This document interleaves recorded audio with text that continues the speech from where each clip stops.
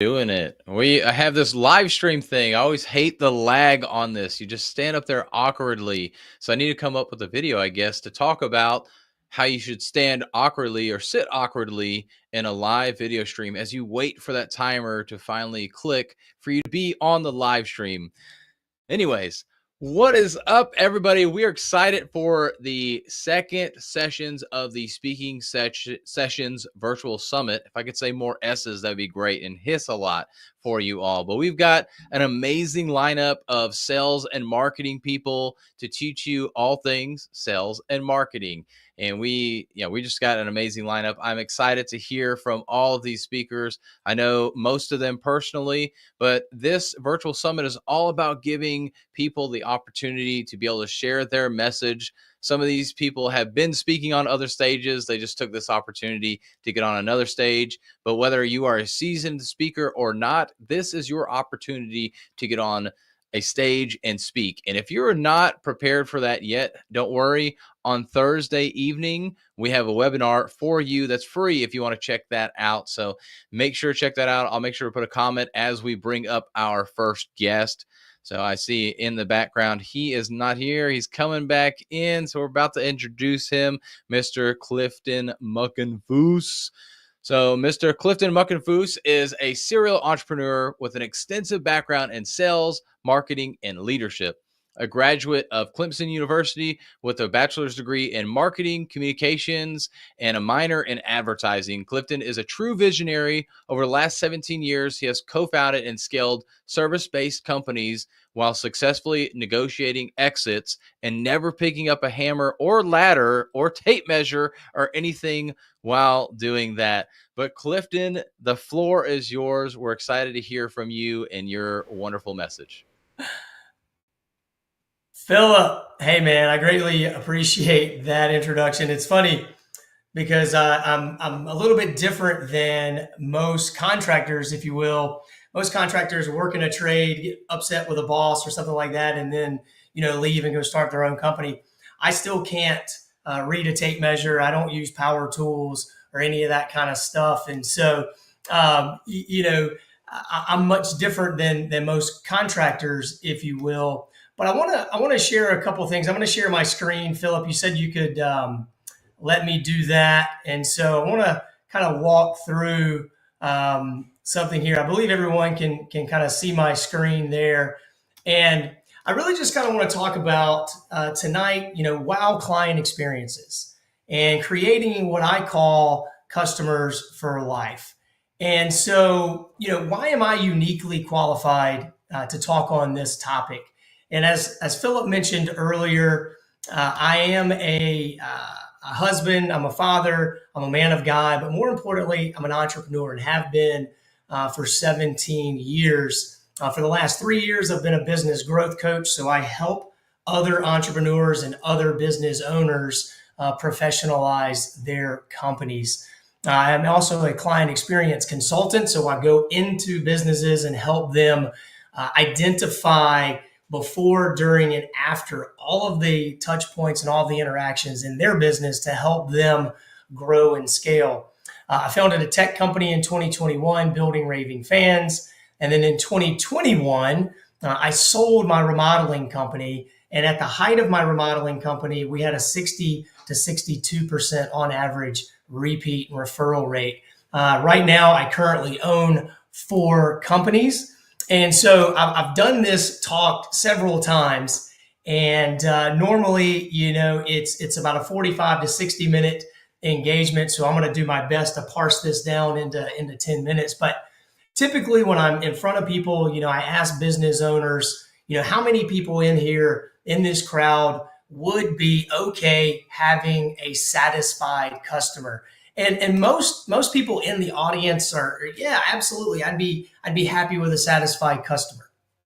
For me, I say a satisfied customer is actually a liability.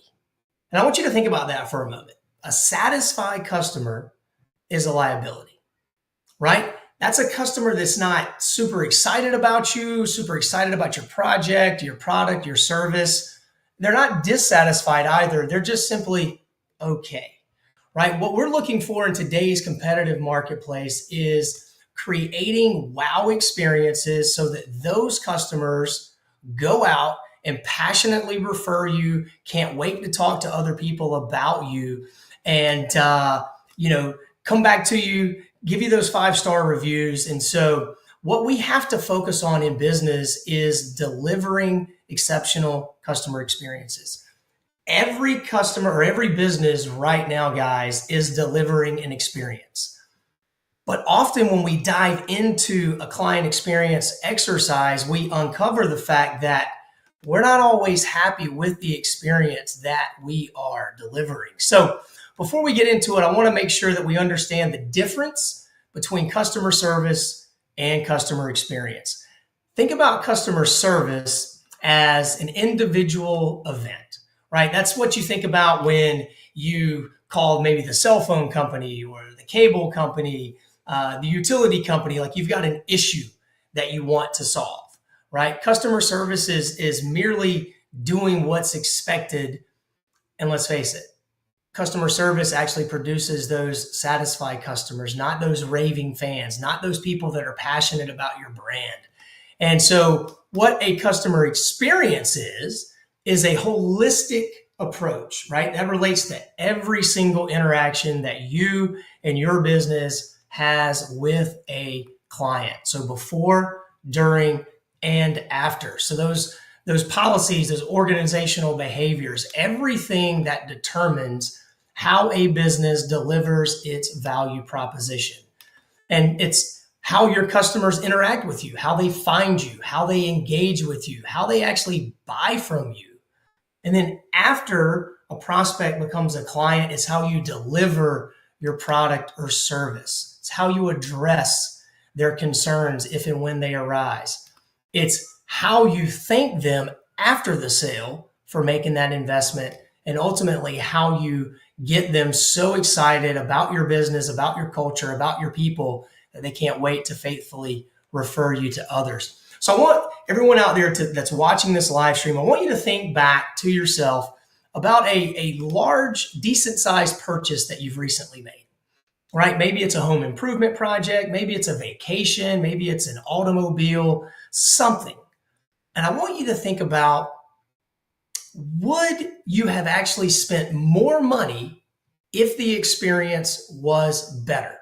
So would you have spent more money if the experience was better? And then the $1 million question is, will you consider doing business with that company again because of the experience you had? So those are two very important questions, right? So I want to kind of get into, I know Philip mentioned this is about sales and marketing, and while client experience is a holistic approach, let's talk really quickly about some tactical strategies for marketing and for sales. So think about marketing. That's like online and social media. What are the perceptions of your brand in the marketplace? So when people think about your company and think about your brand, and when they see you in the marketplace, what are they thinking? Like when they see your vehicles, if you're a service-based company driving around, and they see that vehicle in a neighborhood, what are they thinking? Right? So what's your online brand looking like in social media? Are your people representing your brand well? So if we take that a little step further, if we think about a website, which most businesses, if you don't have a website, then we can have another conversation about that. But I want you to think about your website if you're a business owner. What's the messaging on that website? Is it all about you, or is it about addressing the radio station that your prospects listen to the most, which is WIIFM? What's in it for me? Because too often websites are all about me, me, me, me. And would you believe it or not that a lot of websites nowadays don't even have a telephone number on them so a prospect can even reach them? They force you to fill out a web form. And so if that's what you're doing, I want to encourage you to actually look at, how are your prospects engaging with you? How are they wanting to communicate with you? Do they want to text your business? If you force them to fill out a web form, what happens, right? When they press submit on that web form, do they get an automatic message back, maybe with a video from the owner some frequently asked questions to set expectations. So what's happening after that web form is submitted? And then if you've been in business and you've got a reputation, how are you marketing your online reviews and your customer testimonials, right? Here's one thing we did at my own company that I highly recommend is creating a raving fans account. What that means is you take a percentage of your profits from each job and set it aside into an account.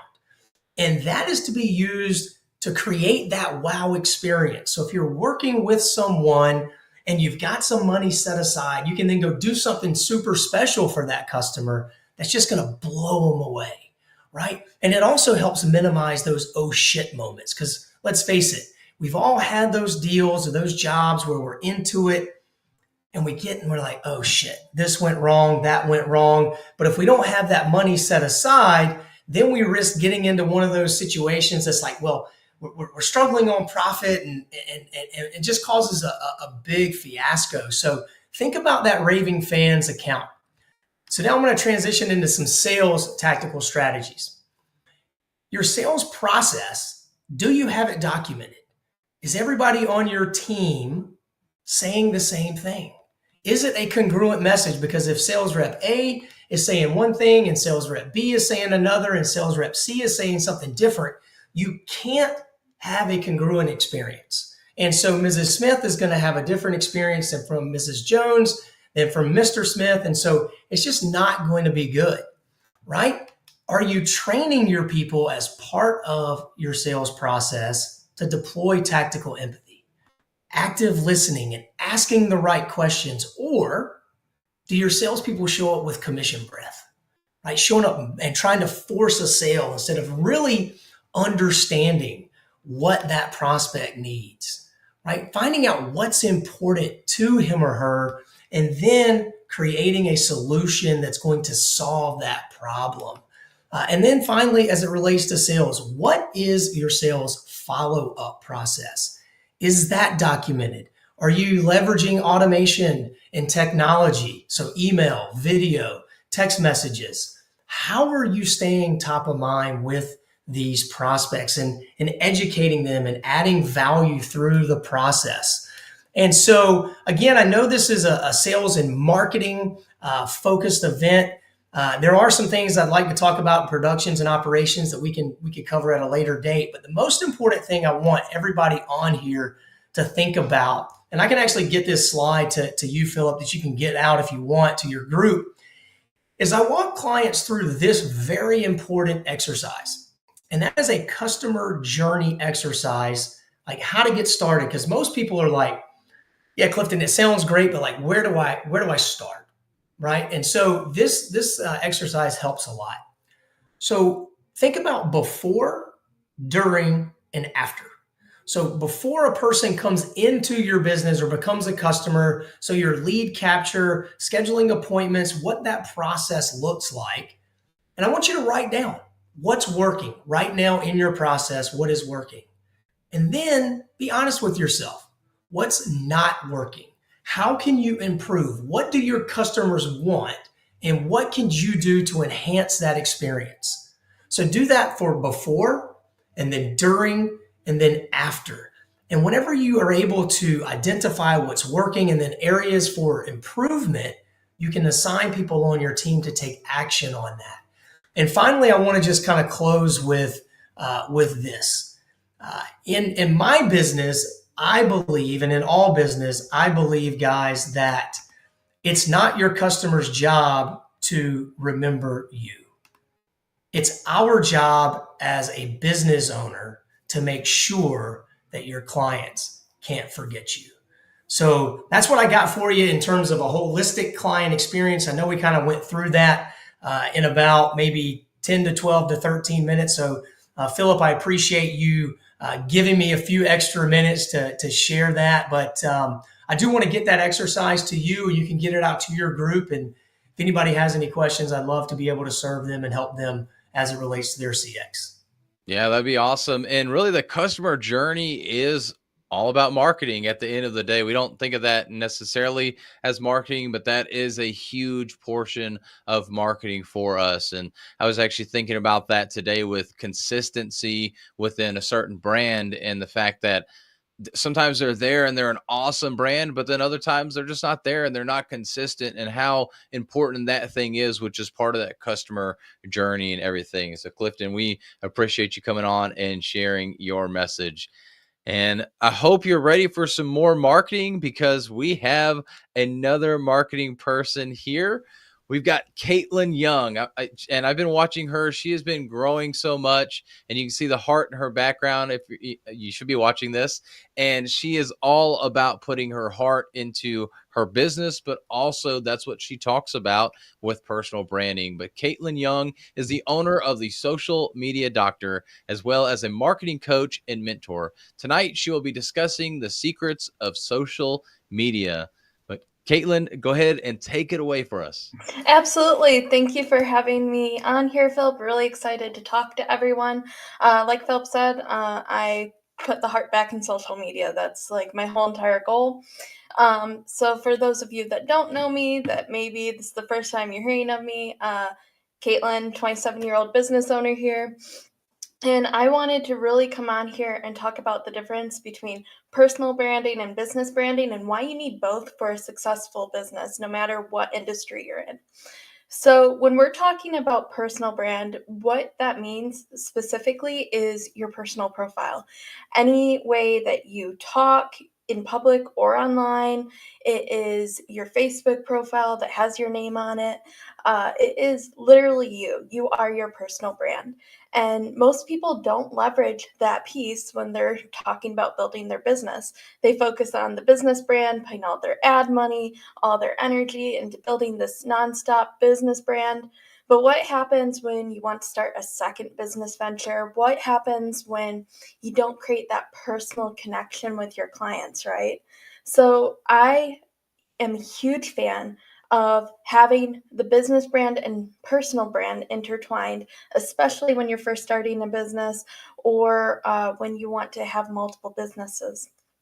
So, personal brand, this is building on talking about you, talking about the hobbies that you have, talking about why you're so passionate about what you do. And that goes back to having clear mission and clear core values, which for any personal or business brand, you want to be clear on those things. But the way we leverage our personal brand into the business brand and infuse clients that get to know, like, and trust us, okay, kind of bringing it back here, is we talk about why we started the business, why it's important to us, what is the trigger, the catalyst that made us decide that this business was important to start, why we are serving our clients, how we are serving our clients. When you start talking about that, not just on your business page, but on your personal page, sprinkling it in, right? You don't want to be all business all the time. But when you start doing that, people get to know, like, and trust you because you're consistent on there, right? And they get to know, like, and trust your business in turn. They get to know how you interact in real life. And so, therefore, they can translate that into your business, right? Because if they see Bob posting about ducks on his personal timeline, if they see someone talking about their family, right, they're going to connect all of those pieces to your core values. They're going to connect it to your brand. They're going to connect it to how you serve. Because people do really operate in a way of know, like, and trust, where it's they get to know you, they get to see how you act in one way, how you do one thing is how you do anything, people say. So when they see you, how you act in personal life, they translate that to how you act in business. Now, business branding is different. Obviously, you're focusing on the product, how you serve, like Clifton talked, building raving fans. That goes a lot on in the business. But when you marry the two, when you have this strong business brand that's focused on how you serve the clients, all that, and you put the personal piece within it, you put the heart back into your business's social media. You become more authentic, you become more real with your ideal client. So, One of the ways that I teach my clients to do this is by doing a brainstorm when we're talking about social media content. Okay, so really quick, I'm going to just quickly walk you through what I do for my clients as well as what I do for myself when I am thinking about making content that reflects that personal brand, that reflects the mission of my business, right? So when I'm looking at making content for my personal timeline, I want to think about three main things. What is the goal of the content? What is the audience that I'm trying to reach? And what is the topic I'm going to use? Okay. So when we're thinking about personal brand, business brand, all that combined, right? Because we're wanting to bring the personal piece in with the business piece, we start brainstorming ideas. We start making a list. Okay, what do I want to accomplish with this video? Am I reaching just the business minded people on my personal profile, or am I going after a more wider audience? What do I want the viewer to do during or after the video? So if I'm creating a reel, do I want them to opt in at the end? Do I want them to rewatch it, right? Creating that kind of loop effect. Audience, again, that goes back to, are we trying to reach more people for prospects for business in this, or casting a wider reach? So that way we can then follow up with the business momentum, right? Are we trying to get engagement, or are we trying to get clients with this post? The topic. Are we going to be talking about our dog, or are we going to be talking about how education on social media is all AI based? Like, what are we talking about, right? So we get clear on those three things: the goal, the audience, the topic. And by doing that, we build an unstoppable brand, right? We build content that is going to be directly targeted at the person we're trying to speak to. And that will vary. Like each post will be a different audience, it'll be a different tone. But by working through these three main pillars of like, what's the goal, what's the audience, what's the topic, you're going to end up building a brand that reaches where you want it to go. This applies again, both personal and business brand.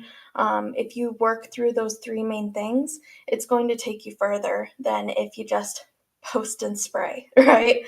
So I kind of went all over the place. I know I talked the difference between personal and business, kind of through a three-step process in there.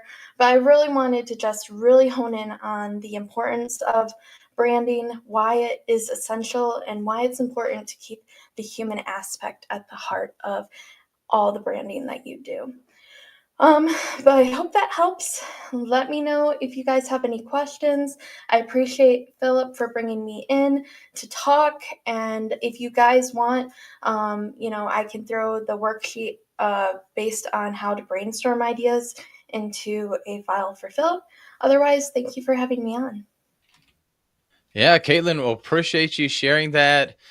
Personal branding is so important. And what's one thing that maybe we could do today that you could give us like an actual step to just start doing today to start building up that personal brand more?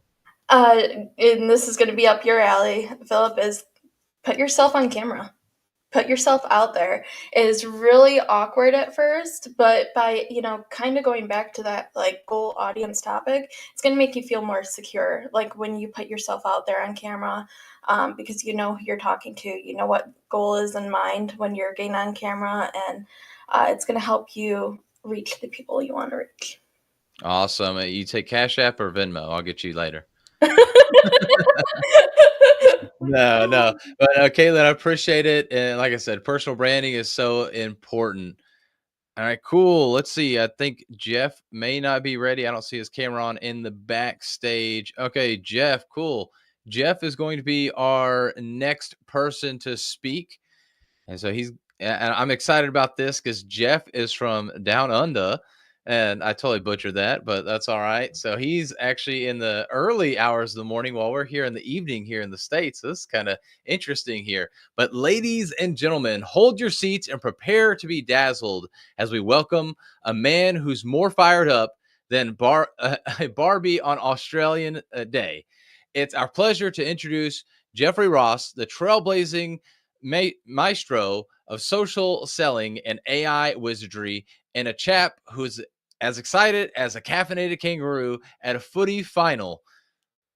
Wow, I have never spoken so many Australian words in my life, but Jeff, I'm just gonna bring you on, man, because I am totally butchering this, butchering Oh, it so love bad it. I forgot to bring you up in the first place.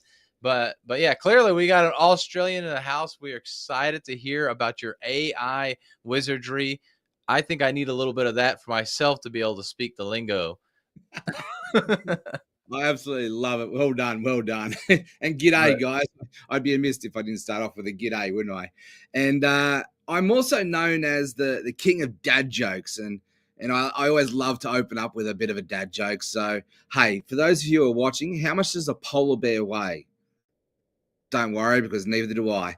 I'm sure it's enough to break the ice. And another one for you is I married my wife for her looks, just not the ones that she's giving me right now.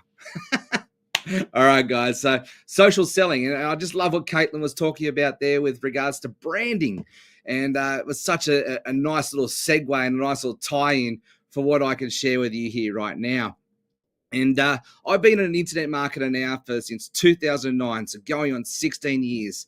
Had a lot of success in the space, in the e-commerce arena, and in the digital marketing service arena, and now in the network marketing arena. And I've basically mastered the art of using social media to sell. So the term social selling, it's just a term, right? But using social media as an influencer to be able to help people to be able to help make money online, and that's the game that we play. See, my mission, my purpose statement, and everything that I do is basically I help out workaholic, burnt out, busy biz owner dads, transform them into laptop lifestyle dadpreneurs, teaching them how to make at least $10,000 a month online, so they can be the fun holiday dad, fueled by dad jokes, of course, helping them to make memories with their family. And the reason I lead with that is because that is my mission, that is my purpose, and that is everything that I do. But AI helped me come up with that. And it really ties in very well to what Caitlin was saying there with branding, right? Because now I'm clear on what I do, who it is I serve, and how it is I can serve them. Now I can create awesome killer content that speaks directly to that audience's heart. So I want to take what Caitlin was saying there and take it to a whole nother level. And that is the power of niching down. Find your tribe. Stop trying to market to the whole piece of the pie, and find a piece of the pie that is an inch wide but a mile deep. And you'll find that that's the only way that you can really cut up above the noise. Get out of the competition and really just separate yourself from the crowd. When you know who it is you serve, and you know why it is you serve them, and you know how it is you can serve them, then you can create a really awesome brand around that. See, like taglines like, I'm excited as a caffeinated kangaroo, and I'm the laptop lifestyle dad, and I'm an Aussie larrikin, the king of dad jokes. Like, these are all part of my brand identity. Yeah, and ChatGPT and AI is a really awesome market research tool to be able to help you to formulate your brand identity. But it all starts with niching down. You know, as a marketing coach, the number one thing I see that people spin their wheels time and time and time again is they haven't got the niche right. They're trying to market to the whole pie. Their message is getting lost in the flow of the other people's conversations. See, I speak directly to the Father's heart. And this is where I want to go with this, is we're all somebody's guide. Doesn't matter how far down the path you are. You want to do podcasting, you reach out to Philip, right? And you want to do speaking gigs, you reach out to Philip. He's the man in that space because he is further down the path than I am in that space. So you wouldn't come to me. But if you want to come to me for social selling and AI mastery, I'll put my hand up. That's my lane. You come to me for that space. The only difference between you and I is how far down the path I am to that journey. See, we're all somebody's guide. You know, that doesn't matter whether you're selling ice to an Eskimo, whether you're selling travel, whether you're selling social media influencing courses or ChatGPT mastery. We're all selling some form of transformation. We're all taking someone out of Sucksville and their guide, and we're just stepping them through the journey through to the awesome town, you know, the top of the mountain where it's sweet and all of the problems that we face are in the rearview mirror, right? So I teach social selling and the fundamentals of marketing. You know, marketing hasn't changed for thousands of years. What has changed are the tools, are the things in the tech space, in the AI space. They have helped us to make it easier and make it, we can leverage it, right? But it's still just a tool. Yeah. When I first came across ChatGPT 4, I was actually got a few YouTube videos out there. I've got my flag planted and I've stood against it. I thought to myself, how could this tool be me? How could it create content like me? It's got no heart, is what I used to say. And it was right, but I had to humble myself because I was wrong at the same time. I didn't realize that when I first came across this tool, that it's an input-output tool. You've got to teach it. You've got to educate it. You've got to lay the foundations, right? So I've actually got a couple of templates. They're fill-in-the-blank prompts. So I've done the prompt engineering work that help you to nail your niche, help you to create your content calendar, help you to create content from an attraction marketing point of view, right? You put in the guidelines of how you want it to talk to, but all of those tools, all of those fill-in-the-blank prompts are useless unless I feed the information to ChatGPT and give it some foundational information. You know, like it can be a really powerful tool if you just spend that little bit of time and lay the groundwork. You want to teach it everything about you, not just your business and your skill sets and your services. You want to teach it the things that your ideal target market, is about, not just the demographical data, but the psychographical data, the emotional data, the things that keep people up at night. I just created a 12-week course teaching people these marketing fundamentals. And essentially it's the social selling system. Like, are you ready for it? It's really simple, but it's such a big missing piece that I see so many people missing out. I was actually a student of Ryan Deiss from digitalmarketer.com back in 2015, 16, 17. I was one of his certified partners. And I remember back then he taught me this system. It's the proven predictable system that anybody can use, whether you're using AI or social selling, whatever it is you promote. You've got to dial in your customer value journey, right? You need to know, how do you create awareness? How do you then get that awareness and you engage with people? So how do you get engagement happening? And then you need to know, how do you then convert that traffic into leads and prospects and build your community, build your tribe? If you want to you create a following, you need to create content and be a person that's worth following, right? That comes back down to knowing your niche, knowing who your ideal market is, and knowing how you can get out of your head, just get into your heart and show up and serve. And how we do that is by solving our tribe's most painful problems, right? And so then then you've got your tribe going.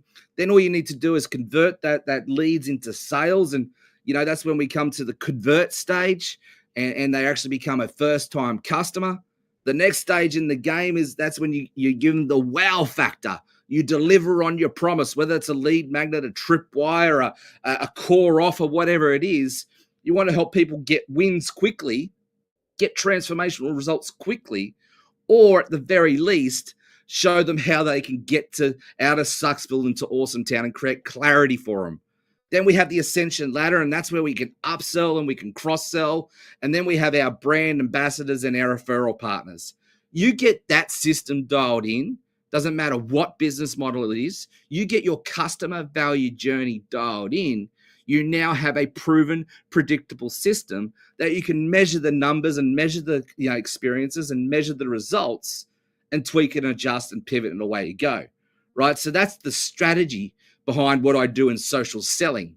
I've got a very clear pipeline that I've helped automate parts of that pipeline with websites and funnels and Facebook ads and content marketing and all of that, right? To take people on that journey. See, marketing 101, keep it really simple, keep it really basic. Put the right message in front of the right people in front of the right time. And then it's just about getting the right offer, right? In front of the right people in front of the right time. And then we can use AI, ChatGPT, when we've laid the foundations down to help us to facilitate the content marketing beast. This beast is always hungry. It's never fully satisfied, and it survives on consistency. Now, I know before I started using ChatGPT, I've been in the game since 2009, right? I know the power of content marketing, and when you get it right and get your brand right. And I've seen the power, I've seen the success from that over the decade. But ChatGPT just helps take away the writer's block. It takes away the guesswork. It takes away all of that inconsistency problems. And that's what I do. I basically help people learn how to master the fundamentals of marketing, and from a sales and marketer's perspective. And I just take people, help them get their brand right, their brand identity right, by helping them to niche down. And these are some of the key fundamental elements that I seem to see a lot of people miss over. And they don't get it right, and then they're wondering why they got the shotgun approach, and they're trying to find everything and anything to make anything stick and work for them. Guys, get these fundamentals right. Get your mission statement right. Get your values right. ChatGPT can help with all of this when you lay the foundation. So, Philip, that's all I had to share, man. I just get really excited about this stuff. As you can see, I get like a caffeinated kangaroo jumping around, and hopefully that's loads of value for your audience, and just a couple of strategic snapshots there. But yeah, highly recommend diving into the world of AI to help facilitate your customer value journey. I really like your approach to that as well, because most of us, when we think of AI, we think about just creating all the content and It's a doing all the tool, work right? for us. And it just really helps you get over that writer's block for sure. There's so much power behind it, but we still have to have that human touch, which you didn't say get rid Ah, of it for sure. yeah, So yeah. love it Yeah, for sure. And thank you for your Australian accent. It was great to have on here as well. And your caffeinated kangaroo self, especially this early in the morning for you. it's only Definitely need that lunchtime. caffeine. That's lunchtime. It's only Okay. Yeah. It lunchtime. depends on what part of the country, I guess, for you. I'm in the future. Yeah, right. It's tomorrow. All right, cool. Well, Jeff, appreciate it so much. All right, our next guest coming on is Joe Graham. Joe is the host of the 150K podcast and has been in sales for over 18 years. I've definitely talked with him a lot to help me with my sales strategy, and he is an amazing, phenomenal man. He has a passion to help others and create a life that they love to wake up to, and you can see it in everything that he does. But Joe, I'm going to hand it over to you to take it away and teach us all about sales. Awesome. Thank you, my friend. And I'm going to drop this background. First thing of sales, honestly, you got to be adaptable. I'm in my daughter's room. I was talking to Phil right before here, and my main computer went down. So, like, I'm scrambling while all these speakers are talking, and I'm like, oh, crap, what am I going to do? So now I'm in my daughter's room. We're moving, we're doing all this stuff. But first rule of sales, be adaptable. Learn that you're not going to work out perfectly each time. In fact, most of the time, the plan that you have in place is not going to work. It's going to mess up. It's going to fail. You're going to fail forward. You're going to learn to grow, adapt. I got to slide down here so you can actually see me, because I saw I was outside the camera angle. But here's the thing that I think a lot of people need to realize. With sales, you're just solving a problem. You're just helping someone else step into their dream, their plan, their calling, what it is that they need done. And guess what? You get paid a lot to do that. Ziegler said it right. He said, if you help enough people, you'll never lack. And the reason is this, is because there's a law when it comes to sales. When you give more value than you take in revenue, you win. And I think a lot of times we hear all the different stuff, like I use AI, I use ChatGPT, I use marketing strategies, I use all of it. But my shirt says, build it, shine it, live it. You need to build relationships each and every day, because relationship is the biggest capital that you will ever get. It's not going to be the one way you said something right, or the one great way you presented, or that one thing, but building relationships each and every day with people will help you, like Philip said, wake up to a life you love living. He mentioned I've been in sales for 18 years. Everyone on here sounds great, like we just crushed it every day. And here's the thing, we all started somewhere. We all sucked to begin with, but you know what we did? We kept each and every day making the phone call, each and every day sending the email out, each and every day reaching out and connecting and building relationships and growing and helping people and failing forward. So I want to encourage you today, if you're just starting out, I'm 18, actually 19 years into sales. I won 4 President Circle Award recently for a Fortune 100 company. But when I started out, I literally looked at the guy and said,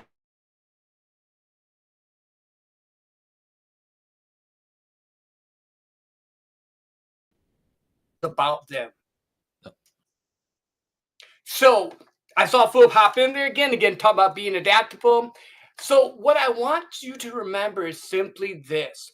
When you're moving forward, when you're growing, when you're trying new things, don't beat yourself up. Win, learn, grow. Become the person you need to be.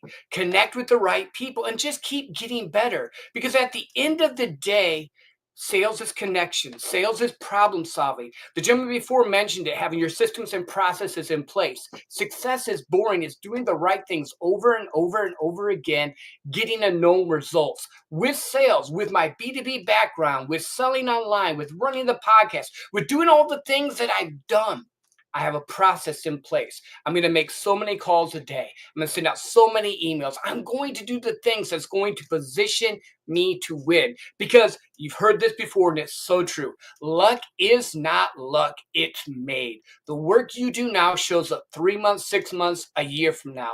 The leveling up that you're doing now will get you and qualify you to be in rooms with people that would blow your mind. Why? Because you started making the right effort. You started doing the thing that you needed to do to grow and become the person you needed to be. So sales, simply as this.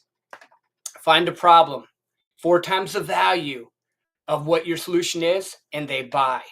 Learn your process, learn your system, find your ideal client, and bring them so much value that they would be crazy not to connect with you. And again, like I'm in my daughter's bedroom, be adaptable. My first computer, my whole great podcast area, all set up to go. What's not working? I'm by a bunk bed, but I'm talking to you today about sales. But here's the thing. Let me give you a little caveat of my background. I told you I won 4 President Circles Awards. I'm going to Hawaii again this summer. I've been able to take my wife places that blows my mind. I've been able to take my kids to Disney, my wife to Hawaii 4 times in the last 3 years. I've been able to do things. Why? Because I learned how to sell.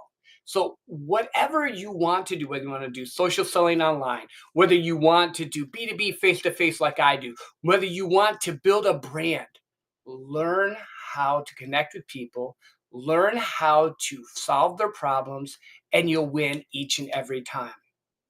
Hey, Philip, that's what I have today. It was a little bit more off kilter simply because of the fact that things go crazy at times. Yeah, for sure. Well, Joe, we definitely have to be adaptable, like you said, and that is sales 101 right there. When you think the client is ready, they're not ready. So Yeah, well, like I didn't expect, like we were talking, I literally had everything set up. I host a podcast. I talk to people that are multimillionaires all the time, and we have this going, and then all of a sudden we got a bunk bed. But it's cool because you know what? The value you bring is what really matters. Showing up and being authentic is what really matters. That's the other thing I didn't mention. Be authentically you. Don't be anyone else. Don't be Philip. Don't be me. Be you, and you win. yeah, exactly. And people are gonna notice that, just like commission breath. They're gonna notice when you're not being your true self. And they don't want to work with somebody who's being a fake, because how long until you decide to go against them on everything? So Joe, we really appreciate you coming on and sharing that value there. Our next guest is going to be Josh. This man is one that's doing these things all the time. I bet he's probably judging me because of my amazing skills here at the live stream, going back and forth, being an orchestrator, but he's doing it all the time himself. But Josh Thomas is the founder of Factor One and a 15-year grizzled veteran entrepreneur who has worked with more than 5,000 clients across 30 industries. His simple slingshot framework has helped small businesses 2x, 3x, and even 5x their sales in less than 90 days. So guess what? We're not going to talk about marketing. We're going to be talking about sales right now. So Josh, go ahead and take it away. Thanks, Philip. Glad to be here. So there's one thing that I've learned in the last 15 years in working directly with more than 5,000 entrepreneurs across 30 different industries. And it's this. They all have kind of the same challenges. And most likely, if you're under 7 figures right now, the problem that you're trying to overcome is you're looking to grow. You've got big growth goals. But the number one problem that you're trying to overcome is you don't have enough cash. And the reason that you don't have enough cash is probably because your sales are inconsistent. And the reason your sales are inconsistent is because you don't have enough leads. The reason you don't have enough leads is your offer is probably not great. 9 times out of 10, it has to do with your offer, the messaging surrounding it. It's too complicated. It's poorly positioned. There's no urgency. It's not compelling. Doesn't solve the hidden problem, as I call it. Or it's not a holistic or a progressive solution kind of leading to the next thing. And then finally, it's just not unique. If I were to boil that down into a handful of words, it's probably unclear, it's untargeted, it's unconvincing, and it's unoriginal. And I'm sharing this with you not because I want to judge you or make you feel bad or ruin the rest of your day. I'm just being honest because what I've seen 80 to 90% of the entrepreneurs that I work with have to go and get supplemental income to make ends meet. And the reason for that is they're not differentiating themselves enough from the market, and they don't have a compelling enough offer to make somebody say, hey, I'm going to give you my real, tangible, countable, measurable money that I know the value of for your thing, whatever it is that I'm not entirely sure what the value is, and maybe I might get a return. And you see what I mean? Like, if I'm paying with dollars, I know what my dollar's worth. I don't know what your program or your service or your system is worth if your offer is not clear, it's not targeted, it's not convincing, and it's not original. If you fix your offer, you fix your sales. If you fix your sales, you fix your cash flow. And then if you fix your cash flow, you fix every other problem. If you don't have a cash flow problem, you don't really have a problem at all. And that's really the goal. And one of the ways that I've learned to do that is I did an analysis of all of my clients over the last decade and a half. And I pulled in the big winners. There are a bunch of people that kind of did average. There are a bunch of people that failed. There's a bunch of people that are still on the starting line even all these years later. But I pulled in all the winners and I analyzed all of these sales campaigns, all of these offers. What was it about these that made it work? And it came down to 7 very simple templates. And I noticed of all of the different campaigns, there were only 7 templates that were being followed. And it was very predictable. Every time I saw somebody that was going to crush it, they were doing one or more of these things in these 7 templates. And the acronym that I came up for these templates is called PRECISE. I'm going to share that with you now. So if you're creating a precise offer, you're going to hit one or more of these items: a process improvement, a reposition, something I call EGG, conversion message, innovative offer, secondary sale, and elixir. So let's go through those really quickly, what those are. Again, process improvement means that you're improving something that you're already doing. You're making it more efficient or more effective. Reposition has to do with making you a more premium option. You could also call a reposition like changing markets or something like that. EGG stands for everything's got to go. And so that is a sale, like a blowout sale on an existing product or service, something that you already have. Conversion message, those are the words that you're using to get people to say yes to you. An innovative offer is something new that solves your customer's unmet need or desire, something you kind of discover along the way. A secondary sale is an upsell, which is an additional product or service, or a cross sell, which is bolting on somebody else's service at the point of sale so that you can increase the ticket value. And then finally, elixir is your special sauce. It's what places you into a category of one. And so over the years, I've realized that everybody who wins is using one or more of these templates to create their precise offer. And so you can do that too, if you want. You just have to pick one of those and go with it, just one at a time. Totally fine, no problem there. And once you do that, then you're going to have an offer that's clear, an offer that's targeted, an offer that's convincing, and an offer that's original. So if you want to learn more about that, I do have a training where it walks through the entire Precise method. I leave nothing out. You don't have to buy anything from me to learn it. You can go to factor1.io/framework. That's factor1.io/framework. And you can access the entire Precise method. It's like a 35-minute video. I even did like a 5-minute reduction if you don't have that kind of time, and you can watch me on 2x speed because I talk kind of slow. So like within about 3.5 minutes, you could get the idea of what this is, and you can take it and you can go and apply it in your business and start seeing results. I've had clients 2x, 3x, and even 5x their sales in less than 90 days by applying these very simple frameworks into their business. So I want to give that to you as my free gift to you. And obviously, if you have any questions, you're welcome to reach out to me and happy to share.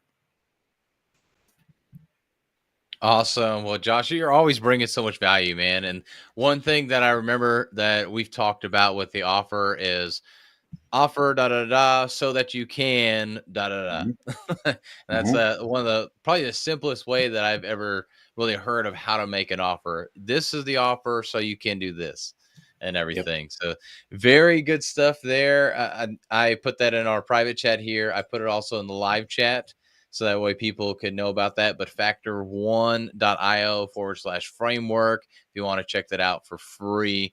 But Josh, appreciate you coming on and sharing your message about how to be more precise with our offer. You got it. All right. Our next guest is going to be Ty Shane. So I'm going to go ahead and bring him on at this point.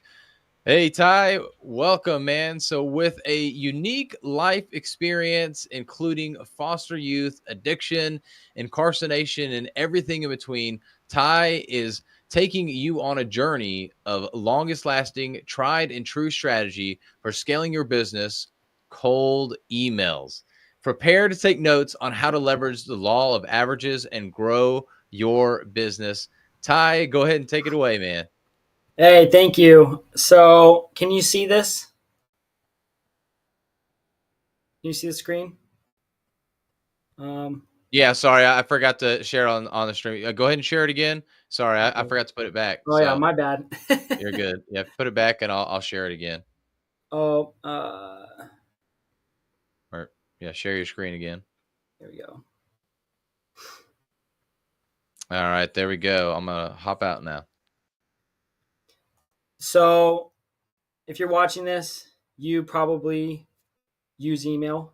And so if you could metaphorically raise your hand, do you use email? And at the same time, how many emails do you get each day that are considered cold emails? And then out of those cold emails, how many of those emails are actually personalized and making you feel seen and heard? And so what's happening in cold email world is one of the longest lasting tried and proven strategies is cold email outreach. Because of AI, the barrier of entry has been reduced. And so what is happening is it is more important than ever to go about an older strategy in a new way. And this is where, like what Jeff was talking about, this is where AI comes into play, but on a completely different level. And so there are 3 components to cold email. And the first component is your deliverability. And AI helps with deliverability. And so it's a matter of understanding what the servers are looking for to prevent emails from hitting your inbox. And then second is knowing who you are speaking to and who you are reaching out to. And so that's understanding, just like Jeff was talking about, how do you assess the proper target for whatever the objective is that you're trying to achieve within another business. And then number 3 is your offer and your messaging. And so that definitely goes in with what Josh was saying, but in cold email world, it's what is your offer? How are you speaking to them? And what is the relevance, in between those 2 components? And so What you can do now, and this is just mind boggling, is using ChatGPT, using AI, and using the right software to scrape data on your prospects that you can't get on Apollo, you can't get on Seamless.ai, you can't get it absolutely anywhere unless you take the extra steps. And then what happens is when you integrate ChatGPT with these data points and these sets of data that you scraped on these different prospects, you can bring it all together with OpenAI API key. And so the strategy that we teach people is number one, within deliverability, know how to build your system. And so, oh man, that's terrible.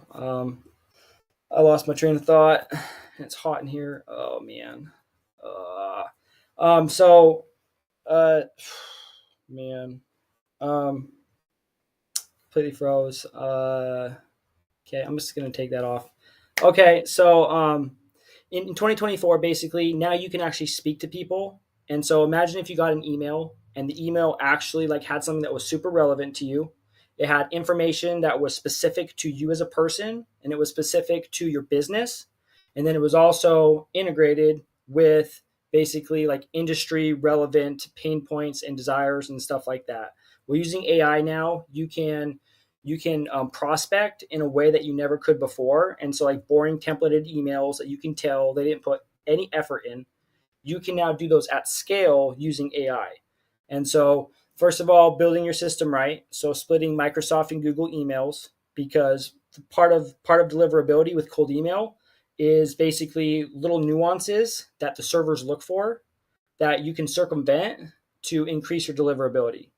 And so we actually have like a mini course where we actually give away all of our secrets. And it's like, how do you build a 2,500 email a day system with zero technical experience? Well, it's actually 1,000% possible. You don't need to do anything, and you can now build cold email systems without knowing what the heck you're doing. And that's because of AI and knowing the right connections.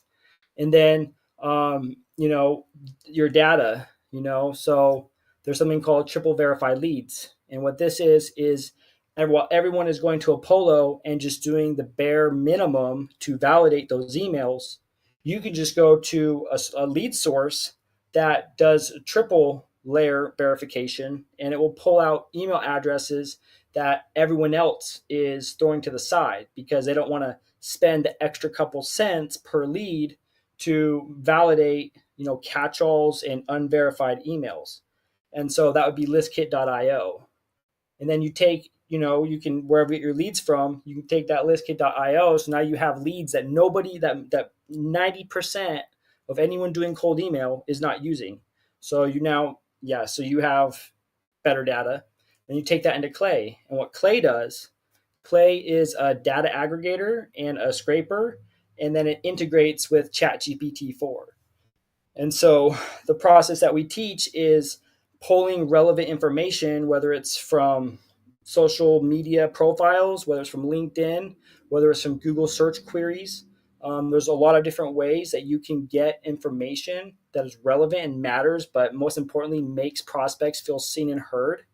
And then you can speak to them using the industry and using pain points that you prompt into your cold emails to stand out. Because if you go look in your inbox right now or tomorrow, go look in your inbox, read your cold emails. None of them are actually speaking to you. They're speaking at you. Not a single one of those cold emails knows anything about you other than your business name, other than your industry, other than like the date today. Like, cold emailers don't do this.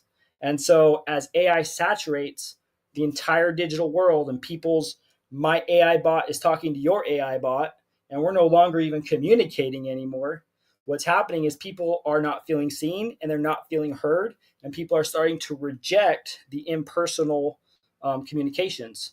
And so in cold email now, you can bridge that gap, and you can take personalization at scale, infinitely scalable, using very specific sets of data on these people from their business. You can pull their financial records. You can do all sorts of stuff at scale without actually ever doing anything.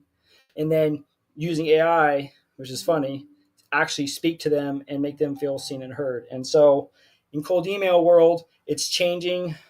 Templates, normal copywriter, all of that is dying because you probably had an influx of cold emails over the past 6 months. Your rate of cold emails has probably increased because the barrier of entry into cold emails has been reduced. But what's happening now is the barrier for converting and getting responses is increasing because now people get into click run.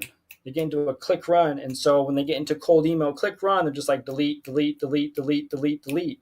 And so personalization is pattern disruption. And now you can use psychographics instead of just the templated demographics in mass cold outreach. And it's all about using the right tech stack. So just to formulate it again, kind of that diagram I had, it's important to use both Microsoft and Google because now you can match the Google to Google, the Microsoft to Microsoft, and just a small thing you can do. The second thing you can do is no HTML. So on your first emails, first of all, think of the person reading it.